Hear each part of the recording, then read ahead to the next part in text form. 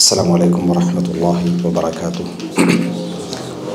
Innal hamdalillah nahmaduhu wa nasta'inuhu wa nastaghfiruh wa na'udzu billahi min shururi anfusina wa min sayyiati a'malina.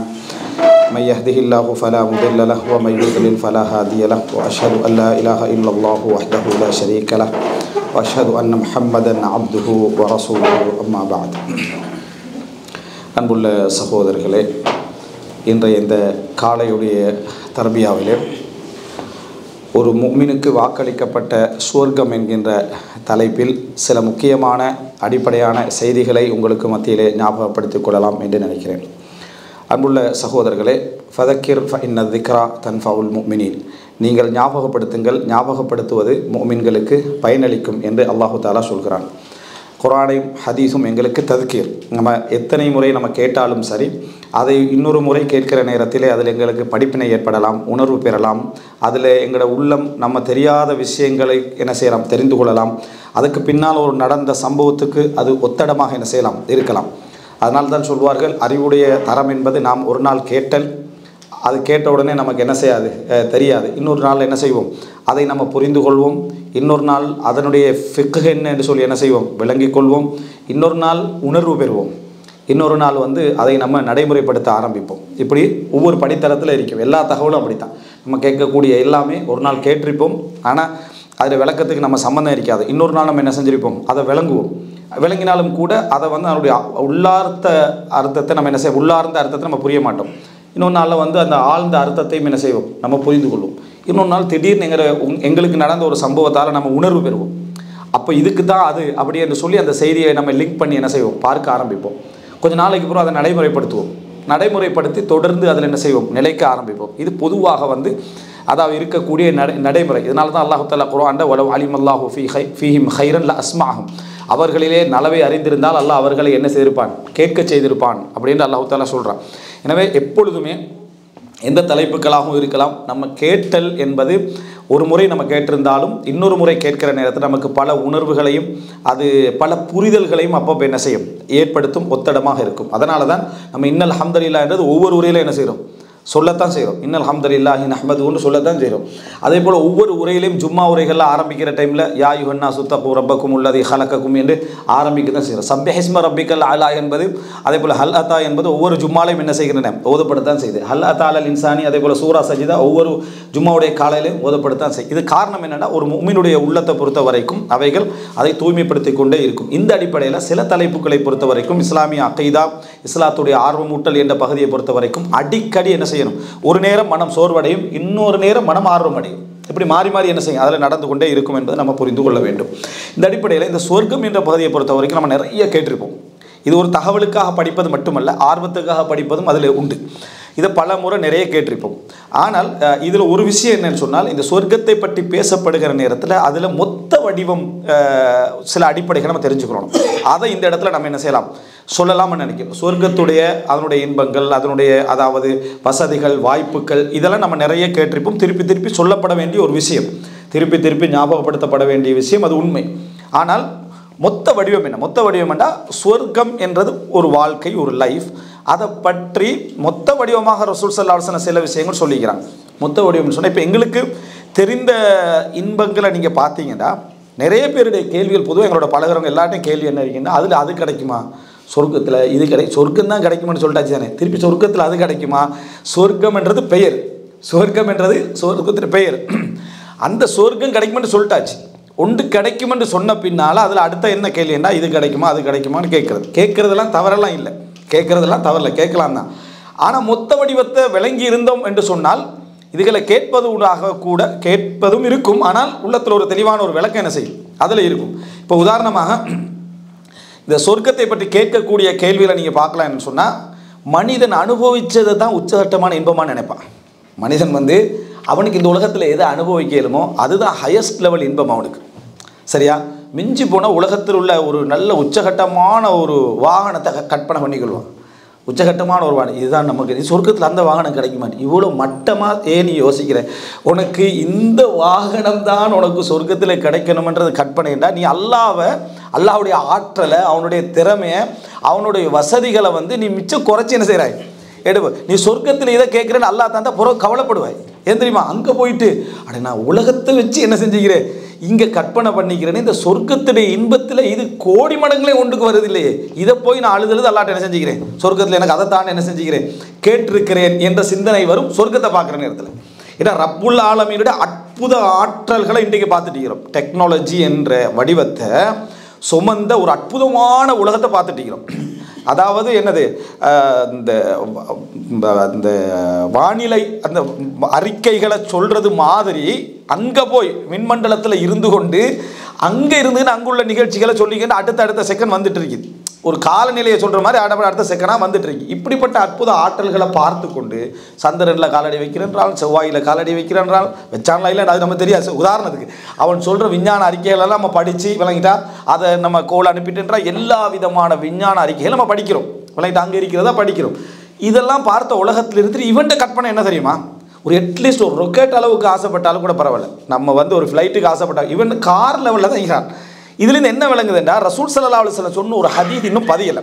அதாவது முதலாவது அடிப்படை என்னன்னா, சொர்க்கம் பற்றிய கற்பனையை பற்றி ஒரு விளக்கம் இருக்கணும். வலா ஹதர அலா கல்பி பஷர், இது ரசூலுல்லாஹ் சொன்ன முதலாவது வசனம்.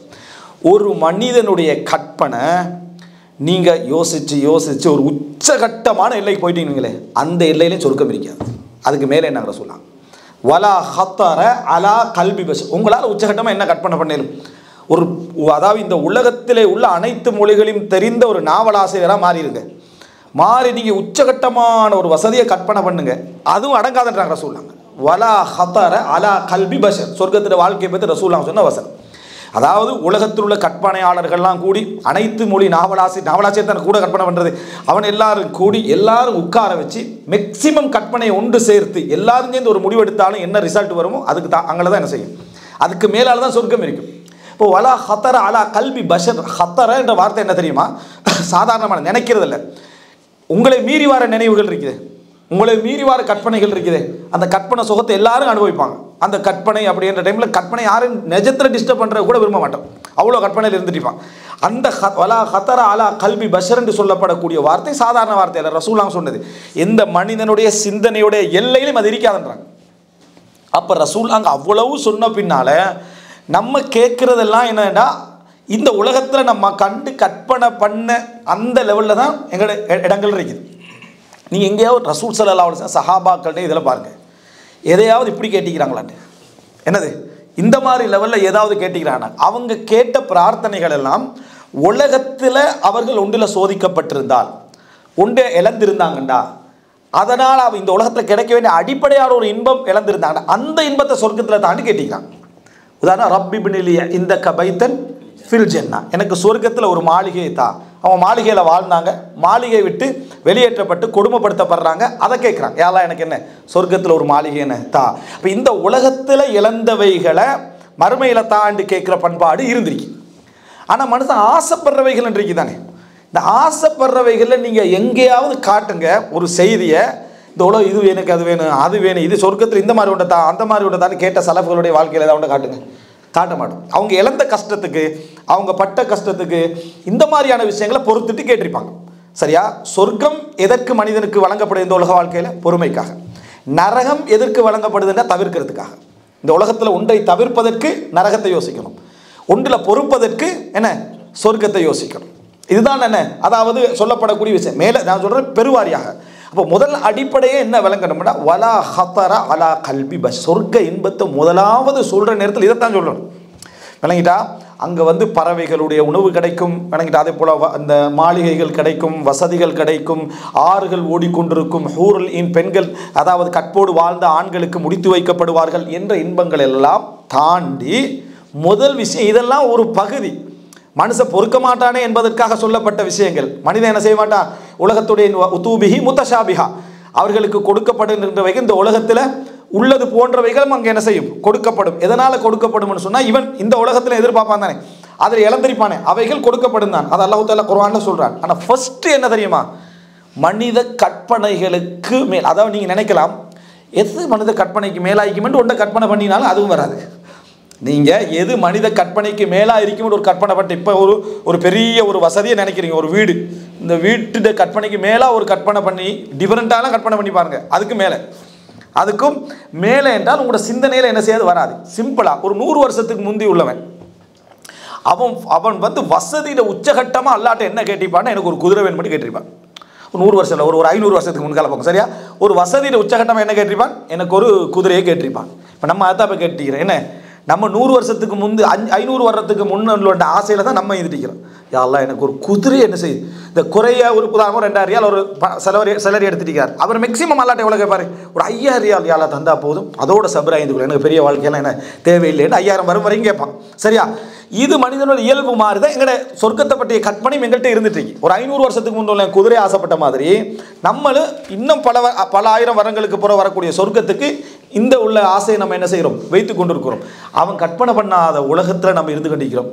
அதாவது சொல்லப்போனால் அன்றைக்கு உள்ளவர்கள் யாராவது இன்றைய ஜென்ரேஷனில் எழும்பி இருந்தாங்கன்னு வைங்களேன், இங்கே உள்ளவர்களுடைய சாட்சி ஏற்றுக்கொள்ளப்படுவா எல்லாம் பைத்தியம்னு சொல்லிடுவான். ஏன் ஃபோனில் ஹலோடு பேசிட்டு இரும்ப வச்சு உமாவோட பேசுகிறேன்றா, தங்கச்சியோட பேசுகிறேன்னா, திடீர்னு அவனை கொண்டு வந்து இங்கே வச்சா எல்லாருக்கும் என்ன சிந்தனை போச்சுன்னா அவன் சொல்லுவான். ஏன் அவனுக்கு இதை கற்பனை கூட பண்ணல, அவனால் இதை நினச்சி கூட பார்க்கல.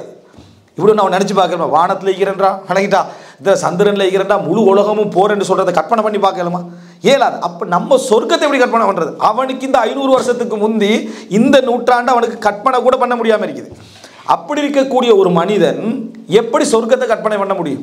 அப்போ சுப்ஹானல்லாஹ், முதலாவது மனசில் பதிய வைங்க, சொர்க்கத்தில் எனக்கு இந்த உலகத்தில் இழந்த கஷ்டங்களை எனக்கு அந்த இன்பங்களை திருப்பித்தான், என் சோதனைகள் மூலம் நான் பொறுத்தவைகளை திருப்பித்தான், எனக்கு நிம்மதியான வாழ், அது ஓகே. இதை தாண்டி அல்லாட்ட ஒன்று கேட்கறதுக்கு முன்னால் படைச்சவன் செஞ்ச ஏற்பாடு சொர்க்கம். வலா ஹதர அலா கல்வி பஷர், எந்த மனிதனுடைய உள்ளத்திலும் கற்பனைக்கு எட்டாத ரசூலாம் உதாரணங்கள் சொல்கிறாங்க. உலகத்தை சொல்லிட்டு வலா ஹதர அலா கல்வி பஷர், எந்த மனிதனுடைய அதாவது நல்லா புரிஞ்சுக்கணும், உங்களோட உள்ளத்தில் இல்லை, நேற்று உள்ளவண்ட உள்ளத்தில் இல்லை, நாளை உள்ளவண்ட உள்ளத்தில் இல்லை, ரசூல்லாங்கட உள்ளத்திலையும் இல்லை, மனித சமுதாயத்தில் உள்ள எவருடைய உள்ளத்தில் அப்படி ஒரு சிந்தனை வரையலான்றான். அந்த சொர்க்கத்துடைய இன்பம் இதுதான் உச்சகட்ட இடம். இந்த உச்சகட்ட இடத்தை சொன்ன பிறகும் இவனால முடியலை, இவனுக்கு இந்த கற்பனை பண்ணாமல் இருக்கலாம் தானே, அந்த ஒரு நிலைமையை நம்ம என்ன செய்யறோம் பார்க்கிறோம். எனவே முதல் அம்சம் சொர்க்கத்தை பற்றிய பொதுவான அடிப்படைகளை விளங்குறது மிக முக்கியம். அதில் இதுதான் ஃபர்ஸ்ட். நிறைய பேர் இந்த கேள்வி, இப்போ பறவை நம்ம நினைக்கிற அந்த பறவை சமைத்த நிலையை நமக்கு முன்னால் வரும்னு சொர்க்கத்தை சொல்லப்படுது. இவனுடைய யோசனை அதை சுற்றி தான் இருக்கு, இந்த பறவை வருமா, அந்த பறவை வருமா, சரியா, அதை வந்து என்ன மாதிரி இருக்கும், இது இந்த யோசனை. அடே சுப்ஹானல்லாஹ், உனக்கு அந்த பறவையை நீ நினைத்த ஸ்டைலில் உனக்கு முன்னால் வந்து நிற்கக்கூடிய அளவுக்கு இன்பம் சொல்லப்படுற ஒரு சொர்க்கத்தில் உன்ட சிந்தனை எப்படி தெரியுமா, உன்னுடைய லெவலை தாண்டலை, உன்னுடைய லெவலை என்ன செய்யலை, தாண்டவில்லை. எனவே ஒரு ஈமானிய பாவையில் நீங்கள் பார்க்கணுமாக இருந்தால் முதல் விஷயம், இந்த கேள்விகள் வருவதே தவறல்ல, ஆனால் வழிகாட்டல் நம்ம தெரிஞ்சுக்கிறோம். வலா ஹதர அலா கல்வி பஷர், இது முதலாவது விஷயம். ரெண்டாவது, அதாவது இந்த அடிப்படை மிக முக்கியம். ஏன்னா சொர்க்கம் என்றது சொல்லப்பட்டது மட்டுமல்ல, சொல்லப்படாததான் கோடி. இரண்டாவது அம்சம் சொர்க்கத்தை பற்றி சொல்லப்படக்கூடிய விஷயத்தில், சொர்க்கம் என்ன அப்படின்னா, அதாவது அல்லாஹு தஆலா சொல்லக்கூடிய இந்த உலகத்துடைய மைனஸ் என்று அல்லாஹ் நிறைய படைத்திருக்கிறான். மனிதனுக்கு பலகீனங்கள், கஷ்டங்கள், சிரமங்கள் எல்லாம் படைத்திருக்கிறான். மனிதன் நினைக்காத பழகி போன பலகீனங்கள் மிக பழகி போன பலகீனங்கள் அப்படின்னு பார்த்தீங்கன்னா, தூக்கம் வந்து நமக்கு இப்போ நிம்மதி, நமக்கு ஒரு ராஹத், அப்படி தானே. அப்போ தூங்கினோடனே நல்லா தூங்கினோமப்பா அப்படி என்று சொல்லி நம்ம என்ன சொல்கிறோம். ஆனால் சொல்லப்போனால் அது வந்து உலகத்துக்கு தான் ராஹத். அது எதுக்கு ராஹத்து? உலகத்துக்கு தான் தூக்கம் ராஹத். ஏன் 8 ஹவர் 9 ஹவர் உலகம் தெரியாமல் தூங்குறது? உலகத்தில் ஒன்றே அனுபவிக்கல, சாப்பிட இயலாது, பேச இயலாது, பழக இயலாது, ஒரு சந்தோஷம் இல்லை. அப்படி தூங்கி அப்படி என்னது எழும்புறது. இன்னும் சொல்ல போனால் கவலைகளை மறக்கிறதுக்கு அது என்ன ஒரு ஊடகமாக இருக்கு. அவ்வளோ பிரச்சனை உள்ளவன் தூங்கினானா அவனுக்கு பிரச்சனையே இல்லை, அவனுக்கு என்ன எலும்பு வரைக்கும் என்னது பிரச்சனையே இல்லை, கனவுல வந்தாலே தவிர. அப்போ இது அவனுடைய நிலைமை. இதனால எல்லா அல்லாஹ் தஆலா வஜஅல்னா நௌமக்கும் சுபாத்தா, உங்களுக்கு உங்களது தூக்கத்தை ஓய்வாக ஆக்கி இருக்கிறோம் சொல்றான். கௌஃபாசியலுக்கு அவர்கள் மற்றவர்களை அகப்படாமல் அந்த கலைப்பெல்லாம் மறக்க அல்லாஹ் காப்பாற்ற கொடுத்ததுன்னு தூக்கம் எடுத்து பார்க்குறோம். பத்ர் யுத்தத்தில் அந்த டயர்டான நேரத்தில் அந்த கவலைகளை மறத்து உள்ளத்தை உறுதிப்படுத்துறதுக்கு கொடுத்த என்ன தூக்கம் எடுத்து நம்ம என்ன செய்கிறோம் பார்க்கிறோம். இப்போ தூக்கம் என்பது நம்மளே மறக்கடிக்க செய்யுது. அதனால் சொர்க்கத்தில் என்ன தூக்கம் இல்லை. சொர்க்கத்தில் இதை விளங்காமல் ஒருத்தனுக்கு சொர்க்கத்தில் தூக்கம் இல்லை என்றாங்களே, தூங்காமல் எப்படி நிம்மதியாகிறது இவன் யோசிச்சிருவான். ஏன்னா இவனுக்கு இந்த பலகீனம் பழகிட்டு, இவனுக்கு இந்த பலகீனம் ஒரு நிம்மதி மாதிரி பழகிட்டு, பலகீனம் என்பது இவனுக்கு இன்பமாக பழகிட்டு, இன்பமாக பழகின உண்டு சொர்க்கத்தில் இல்லை. சொர்க்கத்தில் தூங்க மாட்டான். ஏன்னா நௌம் அஹுல் மவுத், தூக்கம் என்பது மரணத்துடைய ஒரு பகுதி. சொர்க்கத்தில் என்ன மரணம் என்ற ஒரு பகுதி என்ன இல்லை. அப்போ சொர்க்கவாசிகள் தூங்க மாட்டாங்க. இவன் வந்து என்ன செஞ்சிடான்னா அதை தூங்காத அந்த வழியை யோசிச்சு பார்க்குறான். தூக்காமல் இருந்தால் கண் எப்படி இருக்கும் அப்படின்னு அதை யோசிச்சு பார்க்குறான். சொர்க்கத்தில் பலகீனம் இல்லை. சொர்க்கத்தில் உங்களுக்கான பலகீனம், வீக்கு, கவலை இந்த மாதிரியான விஷயங்கள் எதுவும் இல்லைன்றதுனால தூக்கம் உங்களுக்கு என்ன இல்லை. தூங்குறதுக்கு டயர்ட் இருக்கணும், டயர்ட் இல்லை.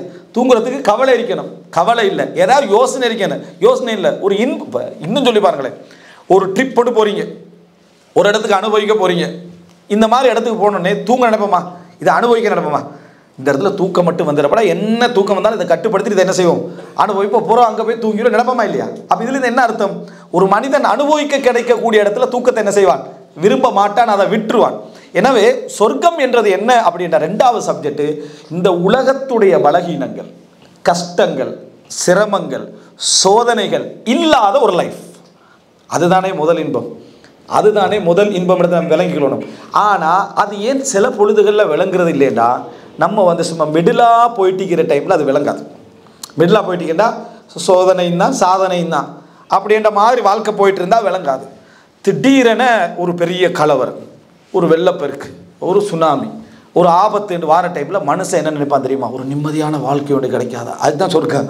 அந்த நேரத்தில் தான் சொர்க்கத்தை நீங்கள் நினச்சி பார்க்கணும். என்னென்னா, எந்த மாதிரியான அன்றண்டைக்கு ஒன்று இந்த உலகத்தில், அதாவது எந்த சந்தோஷமாவது நிலச்சி நிற்கிதா?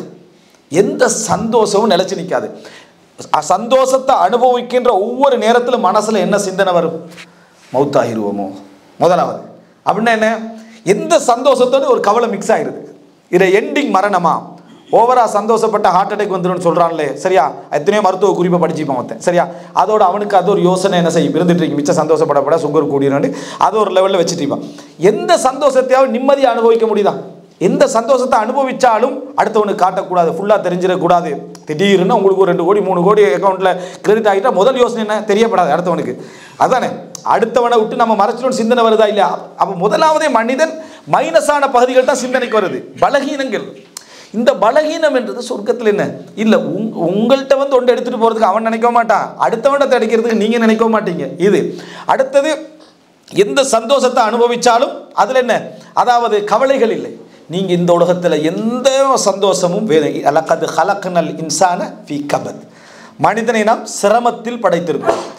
அதாவது அவன் சுமக்கப்பட்ட நாளிலிருந்து, பிறக்கின்ற வேலையிலிருந்து, அவன் வளர்ந்து ஆளாகி மரணிக்கின்ற வேலை வரைக்கும் எந்த இன்பமும் துன்பத்தோட என்ன கலந்து தான் இருக்கும். துன்பம் கலக்காத ஒரு இன்பம் உங்களுக்கு கிடைக்கவே கிடைக்காது. அப்படி ஒரு இந்த. ஆனால் சொர்க்கத்தை பொறுத்த வரைக்கும் என்ன சொன்னால், இனி தொடர் இன்பம், எந்த துன்பமும் இல்லை. நரகத்தை பொறுத்த வரைக்கும் தொடர் துன்பம், எந்த இன்பமும் இல்லை. இந்த உலகம் துன்பம் இன்பம் ரெண்டு கலந்து தான் இருக்கு. அதாவது நான் சொல்கிறேன், இன்பத்துக்கு பிறகு வர துன்பம் இல்லை, இன்பம் அனுபவிக்கவே துன்பம் இருக்கு, வேதனை இருக்கும். முழுசாக உங்களுக்கு அதை உள்வாங்க இயலாது. உங்களோட உடல் அதுக்கு ஒத்து வரணும், உங்களோட சூழல் ஒத்து வரணும், உங்களோட சிந்தனை ஒத்து வரணும், உங்களுக்கு பக்கத்துள்ளவர்கள் ஒத்து வரணும். அதை வந்து அதனால தான் சொல்கிறோமே, இப்போ நீங்கள் ஒரு கிஃப்ட்டை எடுத்துகிட்டு போய் சர்ப்ரைஸாக உங்களோட ஒய்ஃபுக்கு கொடுக்க போகிறீங்க, சரியா? ஒரு மொபைல் ஃபோனுன்னு வச்சுக்கோங்களேன். பாருங்கள் மனிதன் இன்பத்தில் லெவலை சரியாக கொண்டு போகிறீங்க, சர்ப்ரைஸாக கொண்டு போய்த்து அங்கே போய் பாரு அப்படின்றீங்க. என்ன விஷயம் இல்லை, நீ போய் பாரு அப்படின்னா எடுத்து பார்த்த உடனே என்ன மொபைல்ன்றாவ தான் சர்ப்ரைஸாக கொண்டு வந்து இந்த மொபைலாக கொண்டு வந்தீங்கன்னு கேட்டால் உங்களோட நிலைமை எப்படி இருக்கும்? உங்களோட சந்தோஷம் இப்போ யாரில் தங்கிருக்கு? அவங்கள தான். நீங்கள் இத்தனைக்கும் அதான் சொல்கிறோம், வாங்குகின்றவனை விட கொடுக்கிறவன் சந்தோஷப்படுறான், வாங்குகின்றவனை விட கொடுக்கின்றவன் தான் சந்தோஷப்படுறான். ஏன் காரணம்னா, அவன் அந்த முகத்தில் காட்டுற பஷாசத், சந்தோஷம், மகிழ்ச்சியில், இவன்கிட்ட பணம் இருந்தும் வேலை இல்லை, இவன் கிஃப்ட் கொடுத்தும் வேலையில், அவன் காட்டினா தான் இவனுக்கு சந்தோஷமே. அவன் முகத்தில் மகிழ்ச்சியை காட்டினா தான் சந்தோஷம். இப்படி கொடுக்குற டைமில் அதை அங்கே வச்சுட்டு போங்கன்னு சொன்னான், இவன் சந்தோஷமே போயிடுது. இவன் மொத்தம் 50,000 வாங்கிக்கிறான், 40,000 டோட்டல் சந்தோஷம் அவன் வச்சுக்கிறான். எந்த இன்பத்தில் வந்து துன்பம் இல்லாமல் இருக்கு? எல்லா இன்பத்திலையும் துன்பம் கலந்துருக்கு. ஆனால் சொர்க்கம் அப்படி அல்ல. இந்த சின்ன சின்ன விஷயத்துலலாம் துன்பம் கலந்துருக்கு. சின்ன சின்ன விஷயத்துல சரி, ஒரு இன்பத்தை தொடர்ந்து அனுபவிக்க முடியுதா? நல்ல சாப்பாடு, பசி, உட்காடுறோம், ஹாஃப் தாண்டுற டைம்லையே என்ன போதும், இதுக்கு மேலே என்ன இல்லை, சாப்பிடுங்க, நீங்கள் தானே ஆசைப்பட்டீங்க, முழுசாக சாப்பிடுங்களே. இல்லை இதுக்கு மேலே போனீங்கன்னா ஆபத்தில் போய்த்து முடிஞ்சிடும். அப்படி என்னென்ன வாந்தி வாரத்துலேருந்து, கொமட்டல் வாரத்துலேருந்து, என்ன அதாவது என்ன இந்த மனிதன் மனசலம் போகிறதுலேருந்து எல்லாமே பலகீனம். ஒரு இன்பத்தை அனுபவிக்கிறது கூட அவனுக்கு முழுசாக என்ன செய்ய முடியாது, அனுபவிக்க முடியும். இந்த உலகத்தில் நீங்கள் எதை எடுத்து பட்டியல் போடுங்க, சம்பாதிக்கிற இன்பத்திலிருந்து எல்லாத்தையும் சம்பளம் வாங்குற இன்பமாக நிற்கிதா, நாளைக்கு போயிருமேனு யோசனை தான் எல்லாரும் நினைக்கிறோம். எடுத்து இது எங்கே நிலைக்க போகுது அப்படின்னு. அப்போ எந்த இன்பமும் துன்பம் இல்லை. பெருநாளையே எடுத்துக்கொண்டாலும் கூட, ஒரு பெருநாளை அனுபவிக்கக்கூடிய இன்பத்தை எடுத்துக்கொண்டாலும் கூட இன்னொருத்தன் பார்த்தால் தான் நமக்கு மகிழ்ச்சி. இப்போ இந்த கொரோனா டைம்ல எல்லாம் ட்ரெஸ் வாங்கவும் இல்லை, கொஞ்சம் பேர் வாங்கினவனுக்கு சந்தோஷம் இல்லை. ஏன் மற்றவன் பார்க்கணுமே அதை. இப்போ நீங்கள் ஒரு ட்ரெஸ்ஸை எடுத்துட்டு எல்லாத்தையும் உடுத்துட்டு நாளைக்கு நீங்கள் என்ன செய்யக்கூடாது, எவன்ட்டும் இதை போட்டு காட்டக்கூடாது. அந்த ட்ரெஸ்ஸில் என்ன பிரயோசனம், வீட்டில் உடுத்து என்ன பிரயோசனம் இல்லை. இன்னொருத்தன் பார்த்து எங்கே வாங்கி நீங்கள் சூப்பராகிக்கன்னு சொன்னால் ஒரு சந்தோஷம், அது ஒரு என்ன சந்தோஷம். ஆனால் அந்த சந்தோஷத்தை இன்றைக்கு தர சமுதாயம் இல்லை. என்ன நீங்கள் ஒரு மாதிரி ஆகிக்கிறீங்க, ஏதோ நோயாடு கேட்குற லெவலில் தான் இன்றைய நிலைமை இருக்குது. நீங்கள் நினச்சி பாருங்கள் இந்த 2வது கட்டத்தை. உலகத்துடைய பலகீனங்கள் எதெல்லாம் நீங்கள் கற்பனை பண்ணுறீங்களோ அந்த பலகீனங்கள் எதுவும் என்ன சொர்க்கத்தில் இல்லை. இதுதான் முதல் சந்தோஷம். 2வது, உலகத்துடைய இன்பங்கள் என்று நீங்கள் எதெல்லாம் கற்பனை பண்ணுறீங்களோ அதில் துன்பங்கள் கலந்திருக்கும். அந்த துன்பங்கள் எதுவும் சொர்க்கத்தில் என்ன இல்லை. நீங்கள் அதாவது உச்சகட்டமாக உலகத்தில் ஒரு இன்பத்தை எழுதுங்க, அதில் துன்பம் கலக்காமல் இருக்காது. ஒன்றில் அதில் துன்பம் இருக்கும், அல்லது உங்களில் இருக்கும், அதை அனுபவிக்கிற முறையில் இருக்கும், உங்களோட என்வாயன்மெண்ட்டில் இருக்கும், உங்களோட சூழலில் இருக்கும். எனவே இதை நீங்கள் விளங்கிட்டீங்கன்னா இந்த உலகத்தில் கிடைக்கக்கூடிய எந்த இன்பமும் இன்பம் அல்ல. அந்த மாதிரி ஹதீஸ் நம்ம எவ்வளோ கேட்டிருப்போம் உலகத்தை பற்றி இந்த உலகத்தில் உள்ள எந்த இன்பமும் இன்பம் அல்ல அப்படின்னு நம்ம கேட்டிருப்போம். அதனால தான் இந்த உலகத்தை முழுசாக அனுபவித்தவன், இந்த உலகத்தை முழுமையாக அனுபவித்தவன் நரகத்தில் என்ன ஒரு முறை அந்த சோதனையில் போட்டு எடுக்கப்பட்ட உடனே அவன்கிட்ட கேட்கப்படும். என்ன கேட்கப்படும், நீ ஏதாவது இன்பங்களை அனுபவிச்சுக்கிறான்? எந்த ஒரு இன்பத்தையும் நான் அனுபவிச்சதில்லை. ஏண்டா நமக்கு பின்னால் வரக்கூடிய துன்பத்துடைய வேதனை முன்னால் பல வருடங்கள் அனுபவித்த எல்லா இன்பத்தையும் ஜீரோவாக்கிடும். இந்த உலகத்தில் மிக மோசமான துன்பங்களையும் கஷ்டங்களையும் அனுபவித்தவன் சொர்க்கத்துடைய இன்பத்தில் மூழ்கி எடுக்கப்படுவான். அவன்கிட்ட கேட்கப்படும், நீ ஏதாவது துன்பம் அனுபவிச்சுக்கிறாண்டு? நான் எந்த துன்பத்தையும் வாழ்க்கையில் கண்டதே இல்லை அப்படின்னு அவன் சொல்லுவான். இது அர்த்தம் என்ன, மனிதனுடைய துன்ப இன்பம் என்றது அதை டோட்டலாக இல்லாமாக்குறது தான் சொர்க்க வாழ்க்கை. யாராவது இந்த உலகத்தில் அதை எதிர்பார்ப்பானாம? இந்த உலகத்தில் சொர்க்க வாழ்க்கையை எதிர்பார்க்கிறதா பல பிரச்சனைக்கான காரணம், பல நிம்மதி இழப்புக்கான காரணம், பல சண்டைகளுக்கான காரணம், பல குடும்ப பிரச்சனைக்கான காரணம்.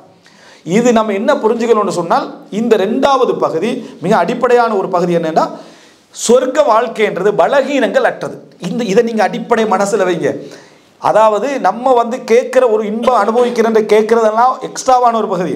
நீங்கள் பலகீனம் இல்லாத ஒரு வாழ்க்கை வாழ போகிறீங்க, களைப்பில்லாத ஒரு வாழ்க்கை வாழ போகிறீங்க, துன்பம் இல்லாத ஒரு வாழ்க்கை. துன்பம் என்று எதெல்லாம் பட்டியலில் சொர்க்கத்தில் இல்லை, இன்பத்தில் எதெல்லாம் டிஸ்டர்போ அதெல்லாம் சொர்க்கத்தில் என்ன இல்லை.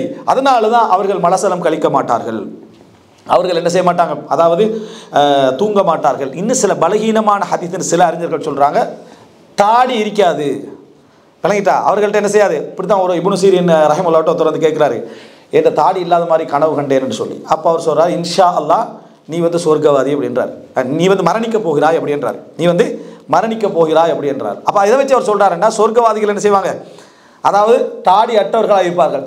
தாடி இல்லாத மாதிரி கனவு கண்டேன்னு யார் சொல்லுவான்? தாடி உள்ளவன் தான் சொல்லுவான். சரியா? கனவு நீ என்னது கனவு காண நேரடியாக தாடி இல்லாமல் தான் நிற்கிறேன்னு சொல்ல போகிறாங்க. தாடி உள்ளவன் தான் என்ன சொல்லுவான்னு சொன்னால், என்ன நான் இப்படி என்ன கனவுல கண்டேன், எனக்கு தாடி இல்லாத மாதிரி என்ன செஞ்சேன், கனவுல கண்டேன் அப்படின்னா சொர்க்கவாதிகள் இது இல்லாம மாதிரி இருப்பார்கள் என்று சில அறிவிப்புகள் வருது.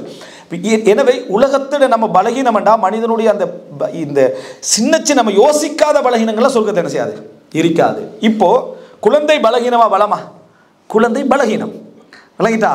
குடும்பம் என்ற அந்த கட்டுப்பாட்டுக்கு கீழே ஒரு மனிதன் சுமையை சுமந்தாண்டா குழந்தை என்பது பலகீனம். அப்போ ஒரு மனிதனை சுமந்துட்டான்னு சொன்னால் பலகீனம் என்று சொன்னால் அவன் அதுக்காக வேண்டி எல்லாத்துலேயும் வீக் ஆகுவான். திருமணம் முடிச்சிட்டான் அப்படின்னு சொன்னால் அதுக்கு பிறகு குழந்தைகளை பெற்றுட்டான்னா எல்லாத்துலேயும், மனைவியாக இருந்தாலும் கணவனாக இருந்தாலும் எல்லாத்தையும் என்ன செய்வாங்க, பலகீனப்பட்டுருவாங்க. அவனோட உள்ளம் எல்லாத்துலேயும் பலகீனப்பற்றும் இடத்த எந்த விதமான சந்தேகம் இல்லை, அந்த பலகீனம் வந்துடும். அதனால தான் அல்லாஹ் தனக்கு என்ன லம் யத்தஹித் சாஹிபத்தன் வலா வலதா, அது அல்லாஹ்வுக்கு பலகீனம். அல்லாஹ்வுக்கு குழந்தை இல்லாமல் இருப்பது தான் பூரணம், மனிதனுக்கு குழந்தை இருப்பது தான் பூரணம். சில பலகீனங்கள் உலகத்தில் பூரணம், மனிதனுக்கு சில பலகீனங்கள் உலகத்தில் பூரணம். மறதி பலகீனம் மனிதனுக்கு பூரணம், இறைவனுக்கு அது பூரணம் அல்ல. அதனால ஒமாக்கான ரப்புக்க நசியா, இறைவன் மறப்பவன் அல்ல, மனிதன் மறக்கணும், அப்பதான் அவனுக்கு நிம்மதி. எல்லாம் அதே மாதிரி ஞாபகம் தான் பிரச்சனை. சரியா? எனவே இந்த இடத்துல பார்த்தீங்கன்னா இந்த பலகீனங்கள் எல்லாம் மனிதனுடைய உள்ளத்திலிருந்து என்ன செய்யப்பட்டு விடும், எடுக்கப்பட்ட ஒரு சொர்க்கத்தில் குடும்பமாக வாழ்ந்து பிள்ளை பெற்றுக்கொள்ளக்கூடிய சப்ஜெக்ட் ஒன்று இல்லை. உனக்கு ஏற்கனவே இருந்த குடும்பம் உனக்கு தரப்படும். நீ எல்லாரும் சொர்க்கவாதிகளாக இருந்தால் உனக்கு ஏற்கனவே இருந்த குடும்பத்தோடு நீ சந்தோஷமாக இருப்பாயா தவிர உனக்கு திருமணம் முடித்து பிள்ளை பெறுதல் என்ற ஒரு பகுதி உனக்கு என்ன செய்யாது இருக்கா. ஸோ நீங்கள் பட்டிய இன்பங்களை யோசிக்கிறதுக்கு முன்கால எந்த பலகீன உலகத்தில் இருந்திருக்கணும் அதை பட்டியல் போடுங்க.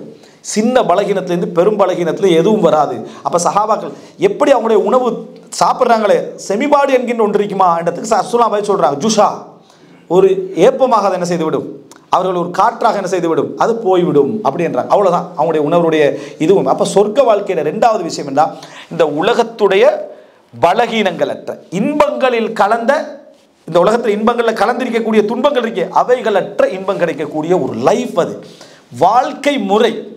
அதை நீங்கள் நினைக்கிற, அதாவது ஒரு புது உலகத்துக்கான என்ட்ரி. நீங்கள் வந்து இந்த உலகத்தில் வாழ்ந்து முடிஞ்ச பிறகு இந்த உலகத்தை போல லட்சோப மடங்குள்ள ஒரு உலகத்துக்கான ஒரு என்ட்ரி, அந்த உலகத்துடைய லைஃப் சிஸ்டம் அது. அதை நம்ம முதல்ல என்ன செய்யணும், புரிஞ்சுக்கணும். மூன்றாவது என்ன அப்படின்னு சொன்னால், இந்த சொர்க்கத்தை பற்றி நம்ம விளங்கிக் கொள்ள வேண்டிய இன்னொரு பிரதானமான அம்சம், எப்படி நம்ம இந்த உலகத்தில் ஒரு லைஃப்பை கற்பனை பண்ணுறோமோ அதை விட சிறப்பான வாழ்க்கை முறை அது. வாழ்க்கை முறை என்று சொன்னால், இப்போ நிறைய பேர் அந்த உண்ணுதல், குடித்தல், மனிதன் ஆடை உடுத்தல், சந்தோஷமாக கழித்தல் என்பது அந்த மனிதன் பிரதானமான இன்பம். அதன் அடிக்கடி மனிதனுக்கு அதை சொன்னால் தானே விளங்கும். அந்த அடிப்படையில் எல்லாம் அந்த சொர்க்கத்துடைய இன்பங்களை சொல்லி இருக்கிறான். இதை வச்சு இந்த குரூப் என்ன நினச்சிட்டேன்னு சொன்னால், தின்றதும் என்னது, சாப்பிட்றதும் உடுக்குறதும் இது மட்டும்தான் மாறி மாறி மாறி என்னது சொர்க்கமாக இருக்கும் அப்படின்னு நினச்சிட்டு அந்த ஒரு கற்பனை வளர்த்துட்டான். அதனால தான் அந்த சாப்பாடை பற்றி மட்டுமே கற்பனை பண்ணுறது விளங்கிட்டா. இந்த மாதிரி யோசனையில் இருக்குது. சொர்க்க நம்ம ஏற்கனவே சொன்ன ரெண்டை நினச்சாலே அது இல்லைன்னு விளங்கிடும். மூணாவது என்ன புரிஞ்சுக்கணும்னா, நீங்கள் இந்த உலகத்தில் எப்படி வாழ்கிறீங்களோ அது மாதிரி ஒரு வாழ்க்கை அது. அது மாதிரி ஒரு வாழ்க்கை, ஆனால் அந்த வாழ்க்கை அற்புதமான முறையிலான ஒரு வாழ்க்கை. இது வாழ்க்கை முறைதான் அண்டத்துக்கு ரசூல் ஸல்லல்லாஹு அலைஹி வஸல்லம் பல செய்திகள் என்ன செய்து அதில் ஆதாரமிக்கு. ரசூல் ஸல்லல்லாஹு அலைஹி வஸல்லம் சொன்ன வார்த்தைகள் சொர்க்கத்தை பற்றி சொல்கிற சந்தர்ப்பத்தில் வட துருவ காற்று அடிக்கும் வேளையில் சொல்லிக்கிறாங்க ஹதீஸில். வட துருவ காற்று அடிக்கும் வேளையில் என்ற அப்படின்னா, நம்ம இந்த உலகத்தில் வட துருவம் தென் துருவ காற்று என்ற ஒரு பகுதி இருக்குதா, நம்ம இப்போ அது தெரிய நிறைய பேர் இப்போ. ஏன்னா விவசாயத்துக்கு நம்மளுக்கு சம்மந்தம் இல்லை, இயற்கைக்கு நமக்கு சந்திரம் இல்லை. சந்திரன் எங்கே இருக்கிறது தெரியும் விளங்கிட்டா. சந்திரன் எந்த இதில் ஓதி எங்கே மறையுது, இந்த துபாயில் எங்கே சந்திரனைக்கு விளங்கிட்டா தெரியாது. நம்ம இயற்கைக்கு நமக்கு சம்பந்தமே இல்லாத ஒரு வாழ்க்கை வாழ்ந்துட்டோம். வட துருவ காட்டு, தென் துருவ காட்டு, தென்மேற்கு பருவக்காற்று, வடமேற்கு பருவக்காற்று அப்படின்லாம் காற்றெல்லாம் ஈக்குது விளங்கிட்டா. இந்த மாதிரியான அந்த காற்று விஷயத்தை நீங்கள் எடுத்து பார்த்தீங்கன்னு சொன்னால், அதை ரசூல் ஸல்லல்லாஹு அலைஹி வஸல்லம் இயற்கையோடு சம்பந்தப்பட்டு வாழ்கிற மனிதன் என்றதுனால வட துருவ காற்று எங்கே, இது ஒரு சின்ன குறிப்பு ஒன்று. எங்கேயாவது நீங்கள் பிள்ளைகளை ட்ரிப்பு அங்கங்கே கூட்டிகிட்டு போகணும், எங்கேயாவது வயல் ஏரியாவை கூட்டிகிட்டு போய் ஒரு மாதம் வச்சுருங்க. இதாம்மா கிழக்கு, இதான் மேற்கு. புக்கில் படிக்கிற கிழக்கு இதுதான், சரியா? புக்கில் படிக்கிற கிழக்கு மேற்கு இதுதான். இதுதான் சந்திரன் வாரடை, இதுதான் சூரியன் வாரடை, இதுதான் விவசாய நிலம், இப்படி தான் தண்ணி வருது. இங்கிருந்து தான் சாப்பிட்ற, முன்னாள் கடையிலையும் சாப்பிட்றது இல்லை, இங்கிருந்து தான் சோறு, அரிசி, காய்கறி எல்லாம் வருதுன்னு இயற்கை சார்பு வாழ்க்கைக்கு தான் தற்சார்பு வாழ்க்கை. அதை பற்றி என்னன்னு பிள்ளைகளுக்கு கொஞ்சம் சொல்லிக் கொடுக்க ஒரு மாதத்துக்கு போகிறோம் விஷயம் தெரியுமா உனக்கு? இல்லைன்னா முன்கடையிலேருந்து தான் சாப்பாடு வருதுன்னு நினச்சிட்டிக்கிறான். இந்த சிந்தனை போக்கா வந்துட்டு இது இல்லாமாக்குங்க. இயற்கை வாழ்க்கையோடு அவனுக்கு என்ன ஒரு உயிரோட்டத்தை கொஞ்சம் கொடுங்க. அப்படி சொன்னால் இந்த சில ஹதீஸ் எல்லாம் ஒரு காலத்தில் விளங்க ஆரம்பிக்கும். வட துருவ காற்று சொர்க்கத்தில் இருக்கிற ரசூலுல்லாஹ் ஒரு வார்த்தை சொல்கிறார். வெள்ளிக்கிழமை என்ற வார்த்தை ரசூலுல்லாஹ் சொல்கிறாங்க. மார்க்கெட் என்ற வார்த்தையை ரசூல் ஸல்லல்லாஹு அலைஹி வஸல்லம் சொல்கிறாங்க. வீடுகள் என்ற வார்த்தையை சொல்கிறாங்க. குடும்பத்தோடு இருக்கிற சொல், இதெல்லாம் என்ன சொல்லுது? அன்றாட வாழ்க்கை முறையை இருக்கிறது மாதிரி தான் ரசூலுல்லாஹ். சொர்க்கத்தில் எதுக்கு வெள்ளிக்கிழமைன்னு யோசிக்கணும், சொர்க்கத்தில் எதுக்கு வெள்ளிக்கிழமைன்னு யோசிக்கலாம். அப்படின்னா நம்ம கற்பனை பண்ணாத மாதிரி உலகம் இருக்குன்னு சொன்ன ஒரு செட்டப்பில் இது வருது. வட துருவ காற்று அங்கே எதுக்கு அப்படின்னு நம்ம என்ன செய்யலாம், யோசிக்கலாம். சூரியனும் இல்லை சந்திரனும் இல்லைன்னு வைங்களேன், அப்போ இருட்டாக இருக்கணுமே, அதுவும் இல்லை சொர்க்கத்தில். அப்போ அது எதை குறிக்குது? கடும் குளிரும் இல்லை, கடும் சூடும் இல்லை, இதமான ஒரு கிளைமேட்டும் இருக்குது. அப்போ சொர்க்கத்தை ரசூலுல்லாஹ் மண்ணை பற்றி சொல்கிறாங்க, என்ன கஸ்தூரி என்றாங்க. சொர்க்கத்துடைய மண் வந்து கஸ்தூரி என்றாங்க. இது இந்த அடிப்படை நீங்கள் கற்பனை பண்ணி பார்த்தீங்கன்னா, ரசூலுல்லாஹ் வட துருவ காற்று என்று சொல்கிற வார்த்தையிலிருந்து, வீடுகள் என்று சொல்லக்கூடிய வார்த்தையிலிருந்து, வெள்ளிக்கிழமை என்று சொல்லக்கூடிய வார்த்தையிலிருந்து, மார்க்கெட் சந்தை என்னதுக்கு, அதான் எல்லாம் கிடைச்சிட திருப்பி என்ன சந்தை. அப்போ சந்தைண்டா நம்ம கற்பனை பண்ண முடியாத ஒரு இன்பமான ஒரு இடத்தை அல்லாஹ் தஆலா என்ன செஞ்சுக்கிறான், சந்தை இதில் வச்சு அதை நம்ம கற்பனையே பண்ண முடியாத அமைப்பில் என்ன செஞ்சுக்கிறான், வைத்திருக்கிறான். இது ஹதீஸ்களை பல ஹதீஸில் பார்க்குறோம். ரசூல் ஸல்லல்லாஹு அலைஹி வஸல்லம் சொல்கிறாங்க, வெள்ளிக்கிழமை நாளில் என்ன செய்வாங்க, அதாவது முஃமின்கள் மார்க்கெட்டுக்கு போவாங்க. அப்படின்னா இப்போ மார்க்கெட்டுக்கு போகக்கூடாது, ஜும்மா டைமில் என்ன செய்யக்கூடாது, மூடிடணும். அப்படி ஒரு சந்தர்ப்பம் இருந்தால் தான் சொர்க்கத்தில் என்ன செய்யலாம், அதுக்கு போகலாம். மார்க்கெட்டுக்கு போவாங்க. மார்க்கெட்டுக்கு போய் அந்த இடத்துல இருந்து என்ன செய்வாங்க, போன பிறகு ஒரு பெரும் காற்று அடிக்கும் என்று சொல்கிற நேரத்தில் வடதுருவ காற்று அடிக்கும் என்றாங்க சொல்லலாம். வடதுருவ காற்று அடிக்கும். அந்த காற்று அடித்தோடனே அந்த தூசியெல்லாம் வந்து மேலே என்ன செஞ்சிடும், அதாவது அப்படி படர்ந்துடும். அப்போ தூசி படர்தலும் சொர்க்கத்தில் உண்டு. தூசி படர்ந்தால் நம்ம இந்த உலகத்தில் கஷ்டப்படுவோமே. அப்போ அவங்க வீட்டுக்கு வந்த உடனேயே அவங்க என்ன கேட்பாங்க, என்ன நீங்கள் நல்ல போனதை விட வாசனையோடும் என்ன அழகாகவும் வந்திருக்கிறீங்க என்று சொல்லி. அப்போ அவங்க திருப்பி சொல்லுவாங்க, நீங்களும் அப்படித்தான் மாறி இருக்கிறீர்கள் என்று சொல்லி திருப்பி உங்கள் மனைவிமார்களை பார்த்து சொல்வார்கள், குடும்பத்தினரை பார்த்து சொல்வார்கள் என்று வருது. அப்படின்னா இந்த உலகத்தில் எதெல்லாம் பலகீனமாக இருக்குதோ அது சொர்க்கத்தில் அதே பலகீனம் என்றது பலமாக என்ன செய்யுது மாறுது, ஒரு ப்ளஸ்ஸாக மாறுது, ஒரு வாழ்க்கை முறையாக மாறுது. அப்போது தூசிக்காற்று அங்கேயும் அடிக்குது. சரியா? சந்தைக்கு போகிற நிகழ்வு அங்கேயும் இருக்குது. வடதுருவம் என்ற வடதுருவ காற்றுன்னு அந்த பகுதி அங்கேயும் நடக்குதுன்னா இது ஒரு வாழ்க்கை முறையை ரசூல் ஸல்லல்லாஹு அலைஹி வஸல்லம் என்ன செய்கிறாங்க சொல்லுகிறார்கள். இல்லைடா என்னதுக்காக மார்க்கெட்டுக்கு போகணும்? அப்போ யோசிச்சு பாருங்களேன், இன்றைக்கு நம்ம ஒரு தேவைக்கே மார்க்கெட்டுக்கு போக மாட்டேன் தான் வாங்கி தர சொன்னான். அப்போ அந்த இடத்துல நம்ம போகிறோம்னா ஒரு சந்தோஷமாக மகிழ்ச்சியாக போயிட்டு வரோம்னா இதில் ஒரு வேறொரு உலகத்தை பற்றி ரசூல் அங்கே என்ன செய்கிறாங்க பேசுகிறாங்க. அங்கே ஒரு தனியான ஒரு லைஃப் ஸ்டைலை பற்றியும் ரசூல் ஸல்லல்லாஹு அலைஹி வஸல்லம் என்ன செய்கிறாங்க பேசுகிறாங்கன்னு இந்த வார்த்தை முறையில் என்ன செய்யலாம் நம்ம புரிந்து கொள்ளலாம். இது சொர்க்கத்தை பற்றிய ஒரு 3வது நடைமுறை. அது மாத்திரமல்ல, நம்ம குடும்பத்தவர்களோடும் என்ன அதாவது பிள்ளைகளோடு சந்ததியினரோடு ஒன்றாக இருக்கிற சந்தர்ப்பத்தை அல்லாஹ் தஆலா என்ன செய்வான் வழங்குவான். அப்போ இந்த உலகத்தில் எதெல்லாம் எங்களுக்கு ஒன்றாக இருக்கிற நேரத்தில் கஷ்டமாக இருந்துச்சோ அல்லது போராட்டமாக இருந்துச்சோ, கஷ்டமாக இருந்துச்சுன்னு சொன்னால் ஒன்றாக இருக்க முடியாத ஒரு சூழ்நிலை வந்து பிரிஞ்சிட்டோம். அவங்க இன்னொரு இடத்துல, நாங்கள் இன்னொரு இடத்துல, இந்த மாதிரியானது. 2வது, பிரிய வேண்டிய சூழ்நிலையில் பொறுத்திருந்தோம். இரத்த உறவுக்காக, சொந்தத்துக்காக, பந்தத்துக்காக பிரிய வேண்டிய சூழ்நிலையில் பொறுத்திருந்தது உண்டு. 2வது, சேர முடியாத ஒரு சூழ்நிலையில் கஷ்டப்பட்டது உண்டு. இந்த 2 அங்கே இல்லை. அவங்க என்னது அவர்களும் அவருடைய பிள்ளைகளும் அவங்களுடைய குடும்பத்தினரும் அதில் சந்தோஷப்படுத்தப்படுவார்கள், மகிழ்ச்சிப்படுத்தப்படுவார்கள். அப்படி என்ற பகுதி என்ன செய்கிறோம் நம்ம பார்க்கிறோம். எனவே சொர்க்கம் என்றது 3வது ஒரு வாழ்க்கை முறை. அந்த வாழ்க்கை முறையுடைய சூழ்நிலையை பற்றி ரசூல் ஸல்லல்லாஹு அலைஹி வஸல்லம் சொல்லிட்டு இது 4வது பகுதி. எப்படி சொல்றாங்க? சொர்க்கத்துக்கு சொல்லப்படுற வார்த்தை என்ன? அல் ஜன்னா, அல் ஜன்னா, அல் ஜன்னா, அல் ஜின்னா, அல் ஜுன்னா, அதுக்கு அடுத்தது ஜின், ஜான், அதே போல் மிஜன்னா, மஜான். இந்த சொற்கள் எல்லாமே என்ன தெரியுமா, நம்ம ஜன்னி என்று தமிழில் அப்படின்னா என்ன விளங்காமல் போயிடுறது. சரியா? ஜன்னி பிடிக்கிறதா விளங்காமல். மஜ்னூன்னு என்ன பைத்தியன்றது விளங்காமல் போயிடுறேன்னு அர்த்தம். ஜுன்னத்தண்டா கேடேமன்னு அர்த்தம். நோம்பூர் கேடேமன்னு வருது. அதே போல் சியாமு ஜுன்னா, நோம்பூர் கேடேம். அப்போ இது வருது. அதுபோல் என்ன அதாவது ஜின்னுண்டா விளங்காது, எது கண்ணுக்கு விளங்காமிக்கிறது. ஜான்னுண்டா பாம்பு, அதுவும் திடீர்னு என்ன செஞ்சிடும் மறைந்து விடும். அதை வச்சு ஜென்னாண்டா சோலை, விளங்காது. அதில் இருந்தால் என்ன செய்யாது விளங்காது. இந்த அடிப்படையில் தான் ஜென்னாண்ட சொல் பயன்படுத்தப்பட்டுச்சு. நீங்கள் இந்த ஜென் என்ற சொல் அரபில் வந்து எதில் யூஸ் பண்ணாலும் சரி, இன்னும் மொழிகள்லேயும் தாக்கம் இருக்குது. அந்த ஜென்னாண்ட சொல்லுடைய தாக்கம் என்ன செய்து இருக்குது. அது என்னடா மறைதல், விளங்காமல் இருக்கிறது, ஒளிந்திருத்தல் என்றது. அப்படின்னா சொர்க்கம் முழுதும் சோலை மட்டும்தான். முழு சொர்க்கமும் என்ன ஒரு சோலை வனமாக இருக்கும். அந்த சோலைவனத்தை குறிக்கிறதுக்காக மட்டும் யாரும் எல்லோரும் ஒரு மறைவான அமைப்பில் மகிழ்ச்சியாக வாழக்கூடிய அமைப்பிலான ஒரு சப்ஜெக்ட். அதில் சோலை என்றதை குறிக்கிறதுக்காகத்தான் ஜென்னா என்ற வார்த்தை என்ன செஞ்சது பயன்படுத்தப்பட்டுச்சு. ஜன்னத்ன்றது அசலில் என்ன கருத்துன்னா மறைவு.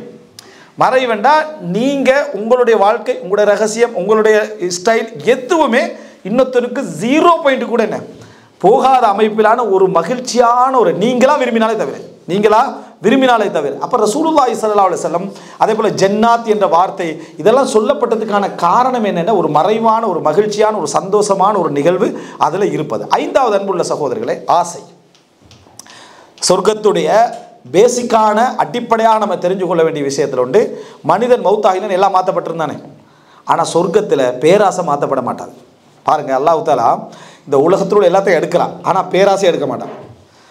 பேராசை வந்து ஆசை இருப்பதனால தான் வாழ்க்கை போகுது. ஆசை இருக்கிறதுனால வாழ்க்கை போகுது. அது ஆசை இல்லாமல் போனால் ஒரு நோய். அவர் சொல்கிறாங்க, அவர் வந்து உணவுடைய ஆசை இழந்துட்டார், அந்த உணவுடைய அவர்கிட்ட இது போயிட்டு அவர்கிட்ட சாப்பிட இன்ட்ரெஸ்ட் வருதில்லை. இது போனால் அது வந்து மனிதனுக்கு ஏற்படக்கூடிய நோய்களில் உண்டு. இப்போ ஷஹ்வத் மனிதன்கிட்ட இருக்கணும். அதான் மனிதன்கிட்ட ப்ளஸ்ஸு. படிப்புலையாக இருந்தாலும் சரி, உழைப்புலையாக இருந்தாலும் சரி, உணவுலையாக இருந்தாலும் சரி, குடும்பத்திலையாக இருந்தாலும் சரி, ஆசை ஷஹ்வத் அது வந்து அளவாக கட்டுப்படுத்தி ஒரு முறைமையாக என்ன செய்யணும் போகணும் என்றதான். அதுக்கு எல்லை மீறக்கூடாது. சொர்க்கத்தில் இந்த அதாவது பேராசை என்றது மனிதனுக்கு இருக்கும். இந்த பேராசையெல்லாம் எடுக்க மாட்டான். அந்த பேராசை எடுக்க மாட்டான் என்றதுனால இந்த சொர்க்கத்தில் நம்ம இப்போ இங்கே உலகத்தில் கொஞ்சம் யோசிக்கிறோமே, அதை அங்கேயும் யோசிப்பான். இங்கே யோசிக்கிறவன் மனிதன்ட்ட பொதுவாக அந்த ரிவர்ஸ் யோசனை இருக்கும். அது பேராசையின் விளைவு. ரிவர்ஸ் யோசனை என்னென்ன? கஷ்டப்பட்டு என்டிக்கான வீட்டில் வாழ்ந்துட்டு, என்டிக்கான வீடுனா ஒரு ஓலை வீடு, என்டிக்குன்னு சொல்கிறது காரணம் அடுத்த சைட்டால் வரும், சரியா? ஓலை வீடு, சட்டி முட்டிகளோட, விளக்குகளோட, அடுப்போடு வாழ்றோம். இங்கே இருந்துட்டு ஃபுல்லாக மாளிகை தான் கற்பனை பண்ணுறது. அல்லாஹ் எனக்கு மாளிகை கிடைச்சிடும். மாளிகைக்கு போன ஒரு இப்படித்தான் மெட்ராஸில் சட்டியில் உங்களுக்கு சாப்பாடு தரப்படுகிறேன்னு அங்கே கடைக்கு ஓடிடுறது, சரியா? யோசிச்சு பேர் அவன் ஆசை எப்படி ரிவர்ஸ் ஆசைன்னு பாருங்கள். பழைய கால முறைப்படி சாப்பாடு தரான், அங்கே தானே பெஸ்ட்டுக்கு இருந்தேன், அதை வானாண்டு தான் இந்த மாளிகைக்கு வந்தேன், சரியா? அதுக்கு ஒரு சட்டியில் சோறு தரான்னு சொல்லி அங்கே ஓடுறான். பழைய கால கீரையெல்லாம் போட்டு தரான்னு அங்கே போகிறான். அது ஓலை வீட்டுக்குள்ளே மாதிரி கடையை கட்டி வச்சுக்கிறான். அதில் போய் இருட்டுக்குள்ளே போய் உட்காந்துட்டுக்கிறான். யோசனை பாருங்க எப்படி இருக்கணும். இது மனிதனுடைய இயற்கையான யோசனை. நல்லது பெருசாக கிடைச்ச உடனேயே பழைய கால என்டிக் சிஸ்டம்னு சொல்லி அங்கே போயிடுறது, விளங்கிட்டா? இது மனிதனுக்கு இருக்கக்கூடிய எப்பயும் யூட்டேனில் வந்துட்டே இப்போ மனுஷன் அங்கே போனால் இங்கே ஆசைப்படுறது, இங்கிருந்து அங்கே ஆசைப்படுறது, இது மனிதனுக்கு இருந்து கொண்டே இருக்கும். இது பேராசையுடைய விளைவு. அப்போ பேராசை நீங்கள் நினச்சிடப்பட மேலுக்கு மட்டும்தான் போக முடியும், கீழையும் கொண்டு வரும். கீழே என்ன செய்யும்? நல்ல வசதியாக கிடைக்கிற டைமில் என்ன, அதாவது அட்வென்ச்சர்ஸ் ஒரு காட்டுக்குள்ளே போயிடுறான். நல்லா இருக்கக்கூடிய இடத்துல இருந்து அது எங்கேயாவது ஒரு காட்டுக்குள்ளே போய் அவர் ஒரு டிஃப்ரெண்ட்டாக என்ன செய்யணும், கழிக்கணும், நடந்து தெரியணும். இந்த கொஞ்சம் நாள் எல்லாம் நடக்கிறாங்க நிறையா, நடந்து தெரியணும், பஸ் இருக்கும், வண்டிக்கும் எல்லாம் இருக்குது, நடந்து தெரியுது ஒரு சாதனையாக பேசுவாங்க. அப்போ இதில் என்ன விளங்குது? மனிதன்கிட்ட இந்த பிரச்சனை ஒன்று இருக்குது, இதுக்கு ஓவர் ஆகினால் ஆபத்து தான், சரியா?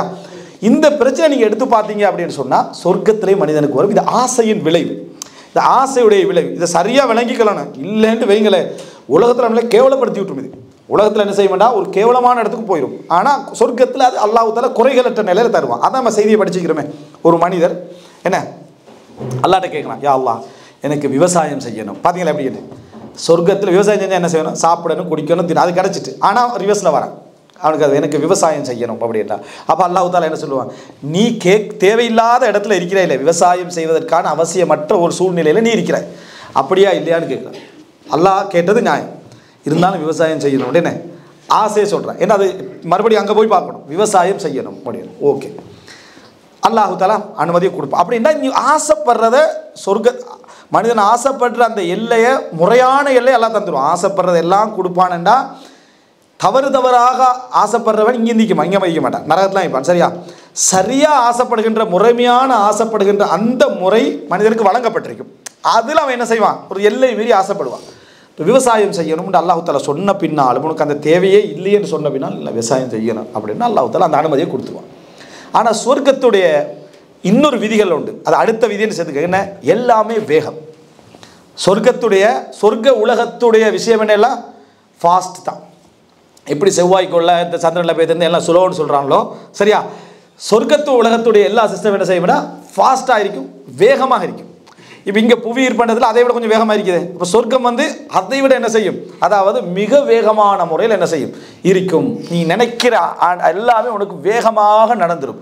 மனிதன் ஆசையும் வேகமாக போகிறது தானே, எல்லாம் வேகம் தானே. இப்போ துரித வேகம், அது வேகம், இது அதை விட வேகமாகவும் என்ன ஆள் போயிடுறது, சரியா?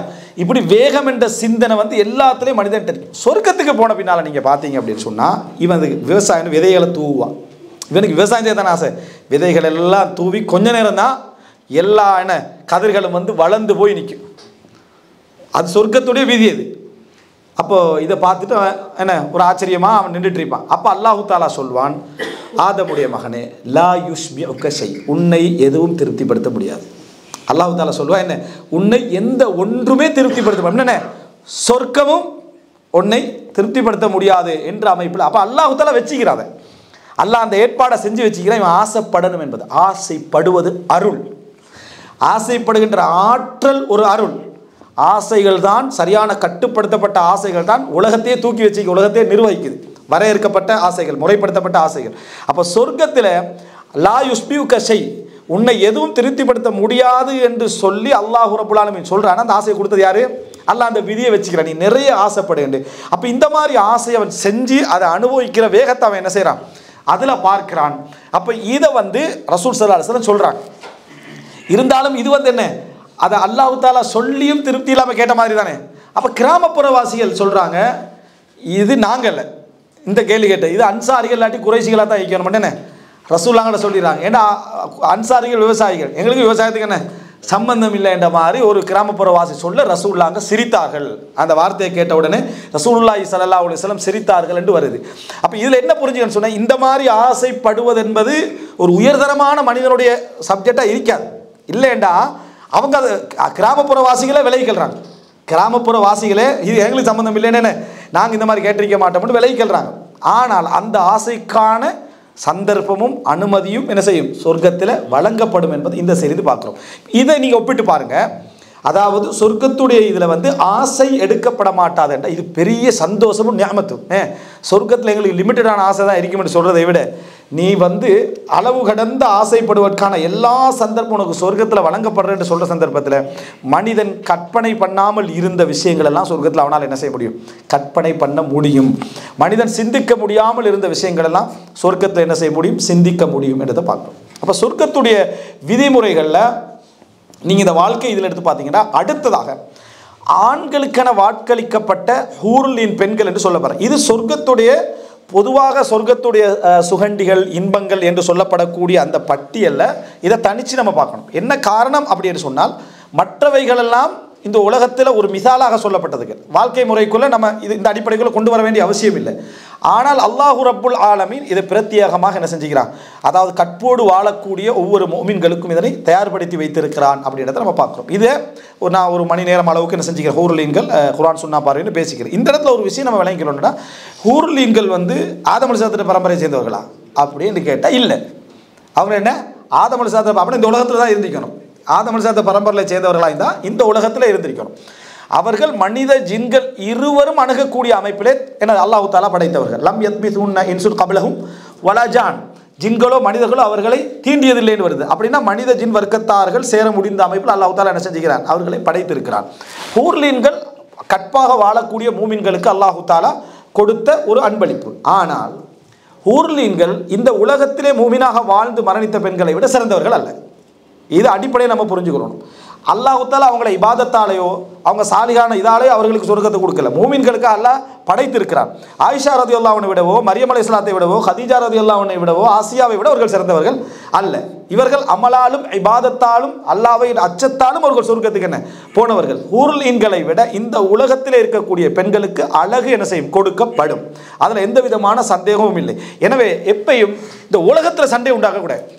இது ஒரு பெரிய பிரச்சனை. எங்கே இருந்தாலும் சொல்ல என்ன, அதாவது நீ இன்றைக்கு சண்டை பிடிச்சாலும் நாளைக்கு நான் ஹூர்லீன்களோட நிம்மதியாகி போயிட்டு உனக்கு சொர்க்கத்தை யார் வாக்களித்தது விளங்கிட்டா, உனக்கு சொர்க்கத்தை யார் வாக்களித்ததுன்னு கேட்குறேன். ஒரு பெண்ணோட பேசுகிற சந்தர்ப்பத்தில் இப்படியா பேசுறது, இப்படி எங்கேயாவது இருக்கா? ரசூல் ஸல்லல்லாஹு அலைஹி வஸல்லம் சொன்னதா ஒரு செய்தி வருது, அது மிச்சம் பலகீனமான செய்தி. முஸ்னத் அஹ்மதில் வருது, இந்த உலகத்தில் எந்த பெண்ணோடு என்ன ஒருவர் வந்து மனைவி வந்து கணவனோட சண்டை பிடித்தாலும் சொர்க்கத்தில் இருக்கக்கூடிய ஹூர்லின் பெண் என்ன சொல்லுவாங்க, உங்களிடத்தில் தற்காலிகமாக தான் அவங்க இருக்கிறாங்க, என்னிடத்தில் வந்து சேரப்போகிறார்கள், அதனால் அவரை என்ன செய்ய வேண்டாம், நிந்திக்க வேண்டாம்னு சொன்னதாக ஒரு செய்தி வருது. சஹியாக இருந்தால் ஓகே தான், சரியா? ஆனால் அப்படியே சஹியாக இருந்தால் கூட ஹூர்லினுக்கு அவசர அவசரமாக செய்தி போகிறோன்னு நினைக்கக்கூடாது. சண்டை வார டைம்லாம் நியூஸ் என்ன செய்யுது, அப்டேட் ஆகிட்டே இதுன்னு நினச்சா இது பிழை. அது அல்லாஹ் தஆலா ஏதோ ஒரு விஷயத்தை சொல்லிக்கிறான். ஆனால் பலகீனமான செய்தி அது என்ன, தஈஃபான பலகீனமான செய்தி. நீங்கள் என்ன நினைக்கணும் அப்படின்னா, நீங்களே கவலைப்படுவீங்க இந்த வார்த்தைக்கு. நாளை மரண நேரத்தில் வந்து உங்கள் மனைவி உங்களுக்கு சொர்க்கத்தை கிடைக்கிறது நீங்கள் விரும்புவீங்களா? சரியா? அதாவது இந்த உலக வாழ்க்கை எந்த மனைவியோட நீங்கள் கஷ்டத்தை அனுபவிச்சிங்களோ, எந்த மனைவியோட சோகத்தை அனுபவிச்சிங்களோ, எந்த மனைவியோட வாழ்க்கையை பகிர்ந்து கொண்டீங்களோ, எந்த மனைவி உங்களுக்கு எதிராகவும் எந்த மனைவிக்கு எதிராக நீங்களும் இருந்து போராடிக்கன்னு சண்டை பிடிச்சிக்கன்னு வாழ்க்கையை கொண்டு போனீங்களா, அவள் சொர்க்கத்தில் இல்லையே நினைக்கிறது ஒரு சிந்தனையாக இது விளங்கிட்டா? இது ஒரு யோசனையானு கேட்குறேன். சண்டை சச்சரவு வர டைமில் உலகத்தில் சேர்றதும் பிரிகிறதும் தலாக்கு அது ஒரு அம்சம். அதை விட்டுட்டு சொர்க்க சப்ஜெக்டை இதுக்குள்ளே எடுத்து என்ன செய்கிறது, யாருக்கிற மார்க்கத்தை இதை வந்து ஒரு மைனஸ் ஆக்குற வேலை இது விளங்கிட்டா? மார்க்கத்தை பெண்களுக்கு எதிராக கொண்டு வந்து வைக்கக்கூடிய வேலைகளில் உண்டு. இந்த வேலையை தவிர்த்துக்கணும். இப்படி எங்கேயாவது சஹாபாக்கள் அங்கங்கே பேசிக்கிறாங்களா, தங்களோட மனைவிமார்களோட குழந்தை பிள்ளைகளோட இப்படி பேசிக்கிறாங்களா? உங்களோட உண்மை இருக்கிறா தானே, இவ இருந்ததுக்கு எனக்கு ஹூர்லின்னு உத்தரிக்கிறா, அங்கே தான் நான் சந்தோஷமாக வாழ்வேன், எப்படியா பிள்ளைகள்ட்ட எங்கேயா பேசின சம்பவங்கள் இருக்கா? இது வந்து என்ன, மார்க்க அடிப்படையில் விளக்கத்திலையும் தவறான ஒரு போக்கு. எதுக்கு சொல்லப்பட்டீங்க எங்களுக்குன்னு சொன்னால், நீ கற்பாக எரி, இந்த உலகத்தில் மனைவியை தாண்டி உன்னை பார்த்து கவர்ந்து உன்னை ஒழுக்கத்தை என்ன செய்யாத, கெடுத்துக்கொள்ளாத. உனக்கு அல்லாஹ் தஆலா என்ன, அதாவது ஹூர்லின் மனைவியை தயார்படுத்தி இருக்கிறான் என்றதுக்காக சொல்லப்பட்டதே தவிர, இந்த மனைவியோடு நீ சொர்க்கத்தில் இருப்பாய், இந்த மனைவியோடு நீ சந்தோஷத்தில் இருப்பாய், நீ பரம்பரை சந்ததிகளோடு சொர்க்கத்தில் இருப்பாய் என்றதெல்லாம் குர்ஆன் வசனம் தானே. அதாவது நீங்களும் அவர்களும் அவர்களது ஜோடிகளும் சந்தோஷப்படுத்தப்படுவார்கள் என்று வருதா இல்லையா? அப்போது சிலர் என்ன செய்கிறாங்கன்னு சொன்னால், சொர்க்கத்தில் இருக்கக்கூடிய மனைவர்கள் சுத்தமானவர்கள், அதாவது இந்த மலஜலம் இருக்காது, அவர்களுக்கு இருக்கக்கூடிய மாத உபாதைகள் இருக்காது. சொர்க்கத்தில் உள்ள இந்த மனைவிமார்களும் அப்படி தானே இருக்கும். சொர்க்கத்துக்கு போகக்கூடிய எல்லா மனைவிமார்களுக்கு என்ன அதே சிச்சுவேஷன் தான். எல்லாரும் அந்த பலகீனம் இல்லாத நிலைமையில தான் என்ன செய்வாங்க, சொர்க்கத்துக்கு போவாங்க. சொர்க்கத்துக்கு போனால் பலகீனமே இல்லை. அப்போ ஊர்லீன்களுக்கு அதை சொல்லப்படுறதுக்கான காரணம் என்னன்னு சொன்னால், நீங்கள் இந்த உலகத்தில் தவறான வழியில் போகக்கூடாது, தவறான சிந்தனை போகக்கூடாது, இந்த தவறான வழியில் நீங்கள் போகாமல் இருந்தீங்கன்னா உங்களுக்கு அங்கே தயார்படுத்தப்பட்டு வைத்திருக்கிற என்பதற்காக சொல்லப்பட்டே தவிர, மனைவி பிள்ளைகள் குழந்தைகளோடு சொர்க்கத்தில் இருக்கின்ற ஆசை தான் ஒரு மூவிட பிரதானமான ஆசையாக இருக்கணும். ஒரு மனிதனுடைய, அதாவது ஒரு இப்படி வேணுமெண்டா யோசிக்கலாம், இருக்கக்கூடிய மனைவி மார்க்கமற்ற ஒழுக்கமற்ற, அதாவது இருக்கக்கூடிய கணவன் மார்க்கமற்ற ஒழுக்கமற்ற வேறொரு ஜோடியை ஒரு மனுஷன் எதிர்பார்க்கிறது, யோசிக்கிறது ஒரு நியாயமான ஒரு அம்சம் இடத்தை என்ன செய்யலாம், புரிந்து கொள்ளலாம். இப்படித்தான் நம்ம இதை எடுக்கணுமே தவிர, இதை மாற்றி இது ஒரு சவாலாக மாற்றி சொர்க்கத்தை ஒரு என்ன சாபமாக மாற்றி விட்றான். சொர்க்கத்தை வந்து ஒரு, அதாவது தண்டை இதை ஒரு மனைவி குடும்பத்தினருக்கு இதான உங்களோட மகளுக்கும், இதான உங்களோட தங்கச்சிக்கும், இதான உங்களோட உமாவுக்கும், சரியா, இதான உங்களோட சாட்சிக்கும், இதான உங்களோட பெரியம்மாவுக்கும். அப்போ அந்த யோசனை இல்லை, மனைவி மட்டும் தான் பொம்பளை, மனைவி மட்டும்தான் பெண், மற்றவர்களெல்லாம் என்ன வேற லிஸ்ட்டில் சேர்க்கிற மாதிரியான சிந்தனை போக்கு இதை தவிர்க்கப்பட வேண்டும். இப்படியான ஒரு அணுகுமுறை இருக்கக்கூடிய, இது சொல்லப்போனால் அந்த ஒரு ஆணினத்தை பற்றி விளக்கம் இல்லாத ஒரு கோலத்தனமான வாதங்கள் இதெல்லாம். இது நம்ம யாருக்கும் என்ன செய்யக்கூடாது, இது வைக்கக்கூடாது. சரிபில் சண்டை பிடிங்களே, சண்டையை பிடிங்க, பேசுங்க, என்னமா செஞ்சுக்கோங்க. அதை விட்டுட்டு அல்லாஹ்வுடைய வசனத்தையும் ஹதீஸையும் கொண்டு வந்து அதுக்குள்ளே கொண்டு வந்து போட்டு மார்க்கத்தை ஈடாக்குறது. நீங்கள் சொர்க்கத்துக்கு வாக்களிக்கப்பட்ட மார்க்கில் இருந்தாலும் பரவாயில்ல, ஓகே, நீங்கள் அசரத்து முபஷரா மாதிரி ஒரு ஆள் நீங்கள்டா கூட கொஞ்சம் பரவாயில்ல. உமரெல்லாம் கொஞ்சம் சண்டை பிடிச்சாங்க, மற்றவங்க சண்டை பிடிச்சாங்கன்னு கொண்டு ஏதாவது அசரத்து முபஷரா மாதிரி செய்தி வந்திருந்தால் பரவாயில்ல. அதுவும் இல்லை, எங்கே போகிறதுன்னு தெரியாது, சரியா, அல்லாஹ் தஆலா தான் காப்பாற்றணும். அப்போ சொர்க்கத்தை கேட்கணும். அது இல்லாமல் பேசக்கூடிய பேச்சுக்கள் வந்து தவறான நடைமுறை இடத்தை புரிஞ்சுக்கணும். இதில் இன்னொரு விஷயம் என்னென்னா, பெண்கள்கிட்ட கேள்வி. அது என்னன்னா, எங்களுக்கும் ஊரில் ஆண்கள் கிடைப்பாங்களான்னு சொல்லி, சரியா, ஊர்லீன்கள் இவங்களுக்கு ஊரில் ஆண்கள் கிடைக்கும். இந்த கேள்வி அடிப்படையிலே தவறு. இல்லைங்களா? இந்த கேள்விக்கு விளக்கம் சொல்லிட்டு அது சிலர் என்ன செய்கிறாங்கன்னா, அது வந்து அல்லாஹ் தஆலா அவர்களுக்கு நாடியவைகள் எல்லாம் என்ன செஞ்சுக்கிறா, கொடுத்துக்கிறா, அதனால் என்ன கிடைக்க வாய்ப்புக்கிற சொல்ல வரீங்க, சரியா, கிடைக்க வாய்ப்புக்கிற சொல்லி கிடைக்காது. அப்படி ஒன்று அல்லாஹ் தஆலா சொல்லலை, குர்ஆனில் இல்லை, ஹதீஸ்லையும் இல்லை. ஒரு பெண் அப்படி நினைக்கவும் மாட்டான். ஒரு பெண் என்ன செய்ய மாட்டான்டா, அப்படி நினைக்கவும் மாட்டான். வாதத்துக்கு தான் கேட்குறாங்க. ஏன்னா நீங்கள் அடிக்கடி என்ன ஒரே இந்த ஊர்லின் கிடைக்கும் என்றது அவங்களுக்கு எதிராக கொண்டு வரதுனால, சார் இப்போ எங்களுக்கு கிடைக்காதான்னு ஒரு வாதத்துக்கு தான் கேட்குறாங்களே தவிர, எனக்கு தெரிஞ்சு ஏன்னா இல்லைன்னு இஸ்லாத்துக்கு வெளியிருக்கக்கூடியவங்க இந்த மனித உரிமையோட பேரில் கொஞ்சம் அப்படி எதையாவது தூண்டி விடுறதுக்காக கேட்குறாங்களே தவிர, பெண்கள் அப்படி ஆசைப்பட மாட்டாங்க. விளங்கிட்டா? பொதுவாக பெண்கள்கிட்ட அப்படி இல்லை, தன் கணவரோடு சந்தோஷமாக சிறப்பாக பிள்ளை குடும்பங்களோடு இருக்கணும் என்ற சிந்தனை போக்கு தான் இருக்கும். மார்க் அடிப்படையில் எங்கேயும் ஒரு பெண்ணிட்ட இப்படி சிந்தனை வராது. ஃபித்ரத் இருந்தால், இயற்கை இருந்தால் சிந்தனை, வாதத்துக்கு யாராவது கேள்வி வச்சிருக்கலாம், ஆனால் இயற்கையில் அவங்கள்ட்ட அந்த சிந்தனை என்ன செய்யாது, இருக்காது. ஃபித்ரத்துக்குரிய சிந்தனை இருக்காது. யாராவது கெட்டு போனவங்களாக இருந்தால், இந்த சமுதாயத்தில் கெட்டு போனவங்களாக இருந்தால், தஸ்லீமான ஸ்ரீமானி, அதே போல் சில கலாச்சாரங்களில் இப்படி தன்னை சொத்துக்கள் சூழ்நிலைகள் போதாமல் சில கலாச்சாரங்களில் ஒரு பெண்ணுக்கே 3 கணவர் 4 கணவர் சகோதரர்கள் இருந்து கொள்கிற இதெல்லாமே வந்து அந்த பெண் ஏற்றுக்கொண்ட விஷயம் இல்லை. அந்த கலாச்சாரம் திணிச்சது. அந்த கலாச்சாரம் என்னது திணிச்சதே தவிர அந்த பெண் ஏற்றுக்கொண்ட விஷயம் இல்லை. ஒரு நாள் அதை ஏற்றாலும் அவள் 100 நாள் அதுக்காக என்ன செய்வாள், வேதனைப்படுவாள், கவலைப்படுவாள். அதனால் ஒரு பெண்ணிட்ட இந்த கேள்வி வரவும் கூடாது. ஆண்களை சிலர் அத்துமீறி இந்த கேள்வி கேட்குறாங்கன்னா, பெண்கள் யாரும் அதை என்ன செய்யக்கூடாது, அதை அப்படி எடுக்கவும் கூடாது. சுத்தமான ஒழுக்கமான கற்பான ஒரு வாழ்க்கையை தான் எதிர்பார்க்கணும். ஒரு பெண் என்ன எதிர்பார்க்கலாம்டா, ஒரு கெட்ட கணவனாக இருந்து மோசமான ஃபிரௌனை பற்றி என்ன கேட்குறான், அதாவது ஆசியா அந்த மாதிரி, அது ஒரு கெட்ட கணவனாக, மோசமான கணவனாக, காஃபிரான ஒரு கணவன், கொடுமைப்படுத்தக்கூடிய ஒரு கணவனாக இருந்தால், திருந்துறதுக்கான எந்த வாய்ப்பும் இல்லாத கணவராக இருக்கிற நேரத்தில் நமக்கு ஒரு சாலிகான ஒரு கணவரை தாண்டி ஒரு பெண் கேட்கறது பிழை இல்லை. சில பொழுது இதே கணவர் உனக்கு சாலிகானவராக அல்லாஹ் தஆலா இந்த உலகத்தில் என்ன செய்யலாம், மாற்றி உனக்கு சூழ்நிலையை தரலாம், அல்லது உன்னை விட்டு என்ன செய்யலாம், பிரிக்கலாம்.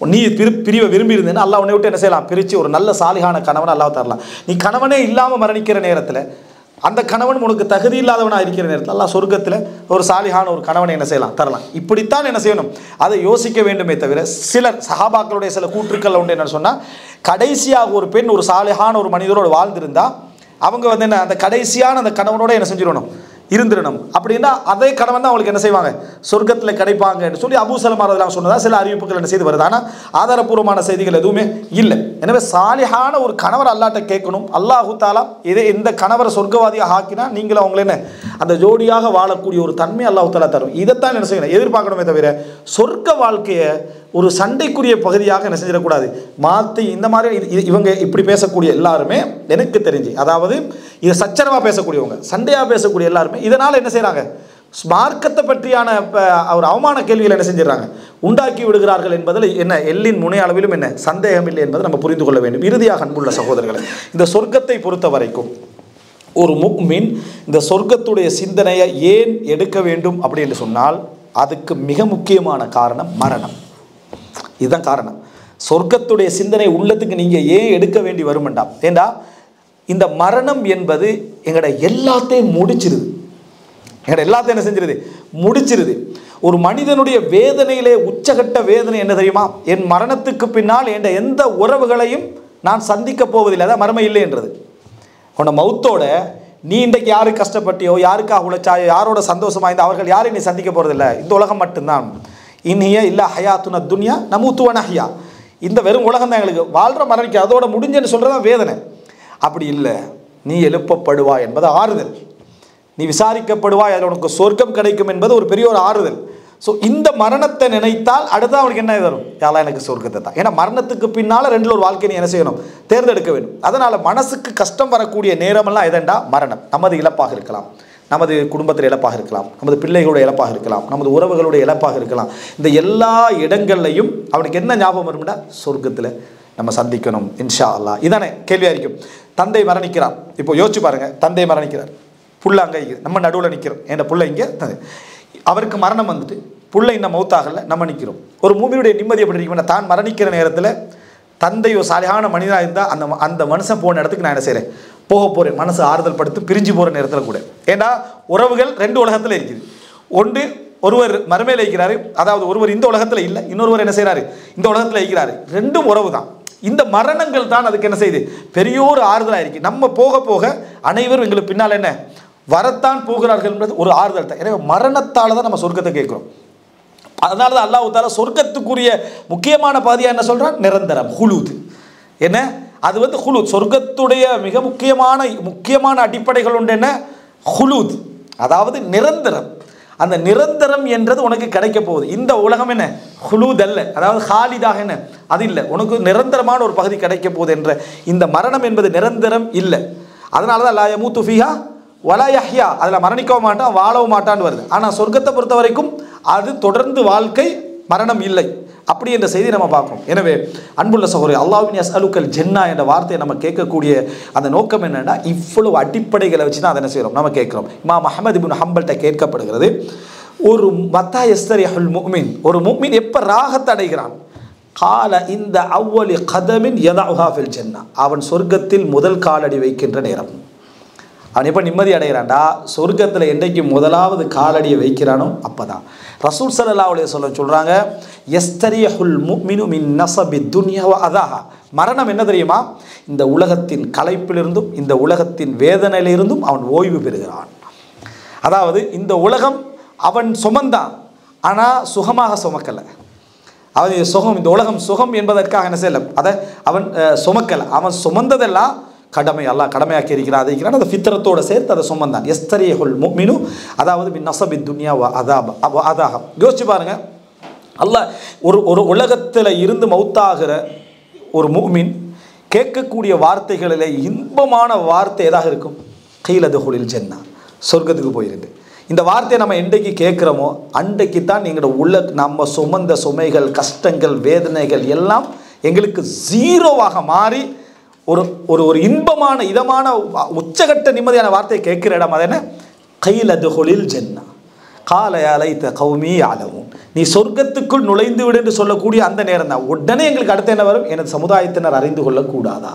அப்போ நினைத்து பாருங்கள் அன்புள்ள சகோதரர்களே, இந்த கீல துஹுலில் ஜன்னா என்ற வார்த்தை, சொர்க்கத்திற்குள் நீ நுழைந்து விடு என்று சொல்லக்கூடிய அந்த வார்த்தை தான் ஒரு மூமின் கேட்கக்கூடிய உச்சகட்ட இன்பமான வார்த்தை என்பதை புரிந்து கொள்ள வேண்டும். அடுத்ததாக இறுதி பகுதியை சொல்லி நான் முடிச்சிடுறேன். சொர்க்கத்தை பொறுத்த வரைக்கும் அன்புள்ள சகோதரர்களே, இந்த உலகத்தில் இருந்து மனிதன் தயார்படுத்த வேண்டிய ஒரு இடம். அமல்கள், இபாதத்துக்கள் என்றது நமக்கு தெரியும். அதை தாண்டி என்னன்னா, சொர்க்கத்தில் ஒவ்வொருவருக்கும் இடம் உண்டு, நரகத்திலும் ஒவ்வொருவருக்கு இடம் உண்டு. நரகத்தினுடைய இடத்தை அவன் அமல்களால் தன்னை விட்டு என்ன செய்யறான், அதிலிருந்து விடுவித்துக் கொள்கிறான். சொர்க்கத்துடைய இடத்தை அவன் வாங்கி கொள்கிறான், அமல்கள் மூலம் வாங்கி கொள்கிறான். அதனால தான் அல்லாஹு தஆலா சொல்றான், வதில்கல் ஜன்னா அல்லதி ஊரிஸ்துமுஹா.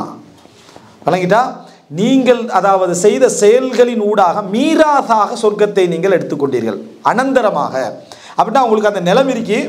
ஆல்ரெடி நரகவாதியாக தான் சொர்க்கத்தில் ஒரு நிலம் இருக்கு, சொர்க்கவாதியாக தான் நரகத்தில் என்ன ஒரு நிலம் இருக்கு. அதுக்கான தயார் நிலையை அவன் செய்யலை. அதை தயார் நிலையை சொல்ல சுப்ஹானல்லாஹ்னு சொல்கிறான்டா. இவனுக்கே ஒதுக்கப்பட்ட அந்த நிலத்துடைய பகுதியில் ஒரு மரம் நாட்டப்படுகிறது. அல்ஹம்துலில்லாஹ்னு சொன்னால் இவனுக்கே ஒதுக்கப்பட்ட இடத்துல ஒரு மரம் நாட்டப்படுகிறது. 12 ரக்காத் தொழுகிறான்னு சொன்னால் சுன்னத்து, இவனுக்கு ஒதுக்கப்பட்ட இடத்துல ஒரு மாளிகை என்ன செய்கிறது கட்டப்படு. இடத்தை யார் தயார் பண்ணுறான்? அல்லாஹு தாலாவாக அவனுக்கு தயார்படுத்த இன்பங்களையும் தாண்டி இவனுடைய அமல்கள் அதை என்ன செய்து அதிகரித்து கொண்டே வருகிறது என்றதை பார்க்குறோம். அப்படின்னா நம்ம சொல்லக்கூடிய திக்ர்கள், இந்த இபாதத்தில் இந்த எல்லாமே இதுதான். அந்தந்த இடத்துல இப்போ உமர் ரலியல்லாஹு மாளிகை ரசூலா பார்க்குறாங்க. அப்போ உமர்லாவோட இடத்துல தானே பார்க்குறாங்க. உமருக்குரிய மாளிகைன்னு சொல்லப்படுது. அப்படி என்றால் நமது சொர்க்கத்துடைய இடம் நமக்கு இன்னும் காட்டப்படலை. ஆனால் அந்த இடம் எங்களுக்காக ஒதுக்கப்பட்ட இடம். அது என்ன செய்கிறது? அந்த இடத்திலே தயார்படுத்தப்பட்டு கொண்டு இருக்கிறது எங்களுடைய அமல்கள் மூலம், இபாதத்துகள் மூலம். அதை நம்ம அங்கே பார்க்க தான் போகிறோம்.